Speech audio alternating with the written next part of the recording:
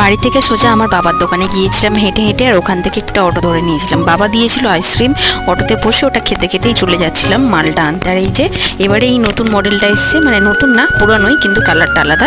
ওটা নিয়ে আমি আর বান্ধবী, মানে আমার ওই বোনটা, দুজনে মিলে বেরিয়ে পড়েছি। আর কিছুটা রাস্তা আমরা হেঁটেই যাই 2 টাকা বাঁচানোর জন্য। কি ইন্টারেস্টিং ব্যাপার তাই না? 2 টাকা বাঁচানোর জন্য আমরা কিন্তু হেঁটেই যাচ্ছি। চলে এসেছি বাড়িতে, কিন্তু সন্ধে হয়নি, বিকালই চলে এসেছি চটপট করে। নিজের ড্রেসটা কিন্তু চেঞ্জ করে নিয়েছি। আর এই দেখো এবার কিন্তু চলে যাব সন্ধেবেলা রান্না করতে। এখন বাজে মনে হচ্ছে 5টা। তো যাই হোক, এত তাড়াতাড়ি তো রান্না করবো না, কিছু কাজ বাজ করে নিই, তারপর রান্না করতে চলে এলাম। আর এখানে করছি পেঁপে আলু সয়াবিন দিয়ে একটু তরকারি, আর তার সাথে কিন্তু রুটি করবো। আর রুটি না আমার না কেন জানি না ভিডিও করতে গেলে কোনোদিনই ফোলে না, তবে হ্যাঁ আজকে কি জানি ভগবানের কৃপায় ফুলে গেছে। রাধে রাধে বন্ধুরা, তোমরা সবাই কেমন আছো? আশা করছি সবাই খুব ভালো আছো।